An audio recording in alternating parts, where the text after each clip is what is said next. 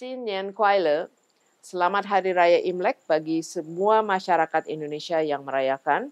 Dan tentunya di tahun 2024, tahun naga kayu yang mempunyai simbol kekuatan, kita berharap Indonesia bisa resilient, bisa tangguh, dan bisa terus berkembang untuk kesejahteraan dari semua masyarakat Indonesia.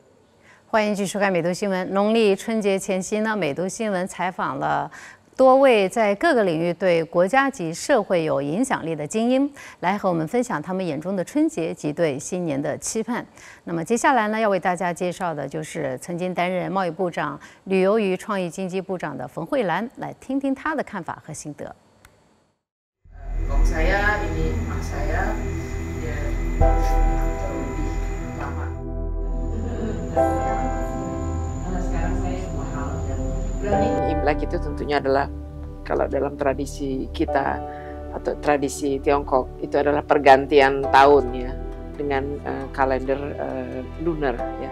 Jadi memang tahun baru, tapi sebetulnya yang paling penting adalah bagaimana kita menggunakan acara itu untuk mengingat leluhur kita biasanya, menghormati leluhur kita dan melakukan kumpul-kumpul keluarga. Yang paling dinantikan sih sebetulnya makan malam bersama di malam sebelum tahun baru, karena itu yang memang hanya keluarga dekat ya, dan itu saya selalu menanti-nanti itu.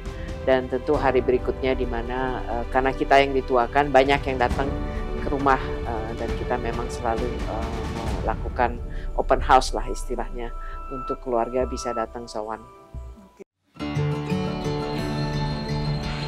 在与我们分享了他眼中的春节后，冯慧兰也对印尼2024年经济增长的发展潜力发表了他的看法。他表示，我国目前的经济状况相当稳定，如增长被预估能稳定在5%，稳定的财政以及充足的外汇储备。但目前的挑战是，我们该如何抓住挑战之中的机遇？ Ketegangan antara Amerika dan Tiongkok itu terjadi relokasi dan diversifikasi. Nah, bagaimana kita bisa mendapatkan relokasi dan investasi yang tengah terjadi ini ya? Itu berarti PR di dalam negerinya bagaimana iklim investasi dan kepastian kebijakan dan lain sebagainya itu perlu dipastikan. Kedua mungkin tantangan iklim ya, tantangan perubahan iklim yang kita ketahui sudah saatnya kita melakukan aksi-aksi tertentu untuk perubahan iklim ya. Dan di dalam situ sebetulnya banyak kesempatan juga ya untuk industri baru, jasa-jasa baru, misalnya penanaman mangrove ya di mana-mana itu sekarang sudah menjadi program, atau potensi dari seaweed ya. Ini semua sebetulnya dia mempunyai banyak manfaat. Dia punya manfaat iklim, mangrove ataupun seaweed itu bisa mengabsorb carbon, tapi dia juga bisa menghasil ekosistemnya menjadi lebih baik, ikan menjadi lebih banyak, ya. Dan hasil dari mangrove, dari hasil seaweednya sendiri juga bisa digunakan untuk berbagai hal. Mangrove itu menjadi tempat untuk ekoturism, seaweed itu bisa menjadi banyak produk ya. Ini contoh aja ya.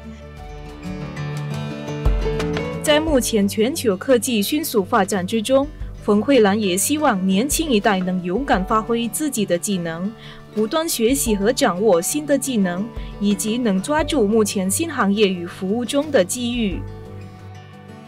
Sebagai anak muda, sebetulnya dunia itu sangat terbuka untuk Anda belajar banyak hal. Kelihatannya banyak bidang seperti EGS ya, Environment, Governance, and Social Sustainability itu menjadi syarat sekarang untuk semua perusahaan memenuhi ya. Jadi untuk belajar mengenai bagaimana sih kita memenuhi yang disebut EGS ya, itu menjadi sangat penting ya, sehingga itu sebenarnya membuka peluang untuk skill baru maupun untuk menyediakan jasa maupun barang yang terkait dengan EGS ya.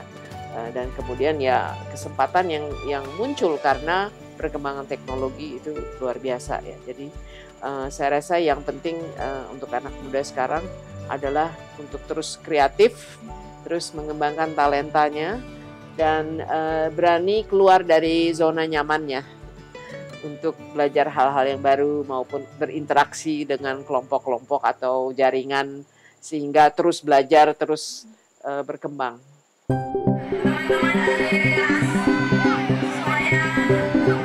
我国目前正处于政治年。当记者问冯慧兰今年的选举是否会影响我国的经济，她也分享了自己的看法。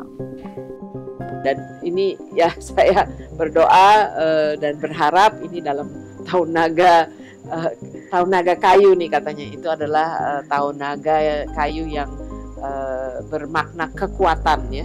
Semoga kekuatan Indonesia untuk bisa menjalankan demokrasi dengan aman, adil, transparan, dan lancar itu benar-benar terlaksana ya.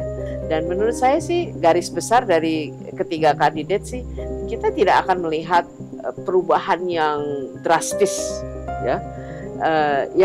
Karena pada akhirnya seorang presiden atau seorang pemimpin begitu dia jadi presiden, dia akan menghadapi semua persoalan, dia juga menghadapi limitasi yang dia bisa lakukan. Mungkin dia ingin melakukan 100 tapi anggarannya hanya bisa untuk 50 gitu kan. Jadi dia harus milih kan yang mana yang prioritas. Jadi pada akhirnya seorang presiden atau pemimpin ya dia tetap akan harus memprioritaskan apa yang penting ya. Dan saya rasa semuanya sih mempunyai visi yang sama ya, pertumbuhan tapi keadilan ya, berkeadilan juga. Nah, tapi tinggal bagaimana masalah implementasi kebijakan, kepastian hukum, konsistensi dari kebijakan, dan transparansi dan pelayanan aparat ya, baik untuk publik maupun untuk dunia usaha yang terus kita sempurnakan. Karena itu sebetulnya yang kunci utama ya kalau menurut saya. 与此同时，冯慧兰也表达了她2024的愿望。她希望全国民众为了印尼迈向更美好的未来，能使用自己的投票权。 Apapun nanti hasilnya, apakah nanti di bulan Februari atau di bulan Juni, siapapun yang menjadi pemimpin kita, pemimpin itu akan membawa Indonesia kepada pertumbuhan, tapi bukan hanya pertumbuhan yang lebih baik, lebih tinggi, tetapi juga pembangunan yang berkelanjutan ya, yang benar-benar mengedepankan rakyat, kepentingan rakyat, dan di situ ada masalah inklusivitas, ada masalah resiliensi, ada masalah mau tidak mau kita menghadapi krisis perubahan iklim ya, yang akan mempengaruhi hidup kita kalau kita tidak mengatasi hal itu.